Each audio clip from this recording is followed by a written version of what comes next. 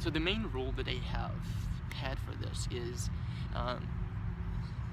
you basically pledge or kind of resolve to code every day for at least 1 hour for the next 100 days, while keeping yourself accountable publicly, which is a bit more difficult to do.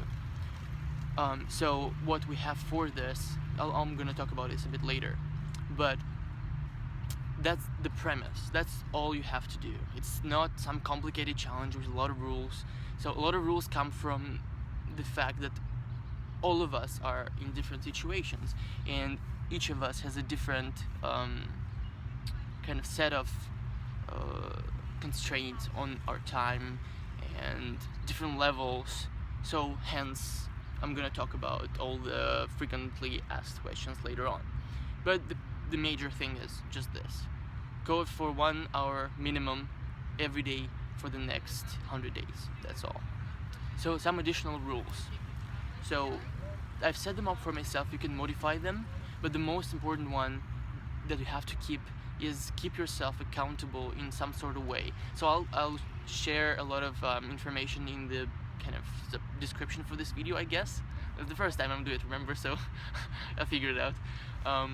And when it comes to code also, the good, mindset is I'll figure it out. Before I didn't have it, and it was very difficult to deal with this kind of problems, and like, there's no way. And that's what this challenge is designed to do.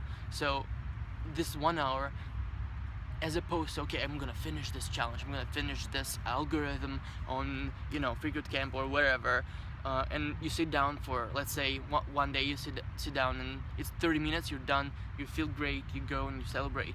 The other day, it's a more difficult challenge, obviously, because you keep going, right? So it becomes more difficult, and it takes you 4 hours or 5 hours. So what do? You code for 5 hours, and then in the end you didn't solve it, so you feel terrible, and the next day you're very much, or like you're less likely basically to continue to code. So having an hour and not being kind of connected to this goal of, okay, I have to finish this, the outcome goal. Have a time goal. It's not bad. For code, I think it's actually much better because it forces you to sit down, and you'll find that some days you're not gonna make much progress, but other days where previously it would have stopped you, saying like, okay, I cannot do this. Here it's like, okay, I've put my hour in, I'm done. Like I feel good about it because I'm making progress, even if it's not measurable. It's measurable here. Sorry, I have this wrist problem, so I have to wear this for today. So the next set of rules. Most importantly, I would say share your progress on Twitter. Very important, because we now have a lot of people who are in the challenge together, and as people join in, there's gonna be a site about it as well. I'm planning to put this video on that site. Or you snatch the domain, so just keep sharing your progress using the hashtag 100 days of code, 100 as a number. And you'll find a whole bunch of people that are already in the challenge, and they support each other. That's the main thing, I think, because if you do it on your own and you don't share your progress and you stop after the 5th day, there is no opportunity cost, or there's no opportunity cost, scratch that, but there's nothing to stop you from quitting, basically. But if you have this social support of all the people that know that you're doing it, and share it also with everybody, with the friends that have nothing to do with code yet, maybe they will be, but it doesn't have to be a coder community, because not all of us have that, and that's okay. I think I only got coding friends through FreeCodeCamp meetup. Before I was like, there's no one. Well, I have had my best friend who's doing it, but for a lot of us it's difficult. So Twitter is a big thing. It will, I think it's like a multiplier to your success probability of your success with this challenge. So that is important. Another thing, I think it's optional, but it's great to have, is set up a GitHub profile. And I think what I'll do is I'll share these little tips in the description of the video as well. If you register, and if you don't have it yet, just register. Don't think like, oh, I'm not at that level yet, because I've been thinking that. Even if you don't do anything on that profile yet, it's okay. And GitHub is where you would put your code in. So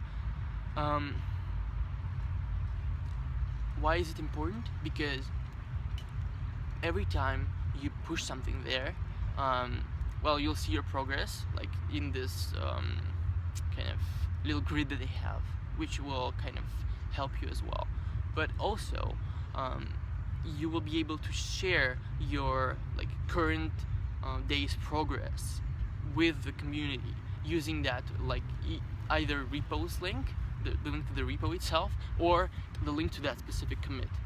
And the next step is you go to GitHub, and you can find my profile there. So Callaway, just K-A-L-L-A-W-A-Y, and there you will find the repo that I created for this challenge, which will have all of this information kind of summed up, and you can search answers to your questions there in the FAQ. But also what it will have is a predetermined kind of preset template for you to keep your logs in. So the way I've set it up is, first you share the progress you made for that day, and the next section is you share your emotions and feelings, which is very important when you come back to it and you see, okay, this day I felt like really, really great about the code, and then the day after it was terrible. And over the course of time, you will see that your emotions fluctuate as they should, and like we're all human, right? But it won't stop you as much anymore, because you'll remember, okay, if I feel terrible today, doesn't mean I'll feel terrible tomorrow. Like, it might mean that, but it goes away. So keeping the emotions and feelings also as a part of this journal, which may be, you know, uncustomary or like weird for you to do at first, especially if you're like a rational person. Not many of us are, but some of us are. But it's very important, I think. And the last part of it, at least in the current state that it is the link to your current progress. And if you have a GitHub repo, basically you can share your link there. So that's the third step, I think, third big step. So next, another thing that you can do, it's more like optional, but it's nice to have, is there is this bot for basically for this challenge on Twitter that retweets everybody who puts in the 100 days of code hashtag. And it's a very nice way to keep in touch with the community without having to, you know, every time go into that you know, the hashtag and see who's currently tweeting about it. You'll get these tweets right into your stream.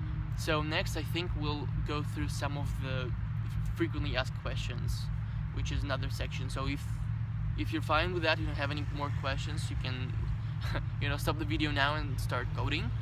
But if you want, you can definitely continue going, because there might be some cases or some questions that will arise while you're doing this challenge that you'll have to address. And sometimes it's difficult, because it's difficult to set rules for yourself, definitely. But sometimes you're the only person that can do it for you. Otherwise, there's like deciding to learn to code.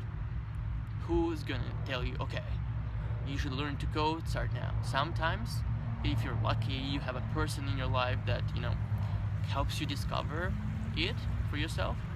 But usually you'll meet with people that are not you'll know people that will discourage you from it sometimes. Even like my best friend, he's a coder, he's doing really well, but he was like, whenever I would ask him like, should I learn to code, because I always wanted to, he'd be like, no way, like don't even go there. I'm like, okay. So it kind of helped to discourage me, like it actually discouraged me for some time. But then when I actually decided to learn to code, I made that decision myself, and then I only told him, I think, a month after or 2 months after, when I was so deep into it that like I wouldn't be stopped.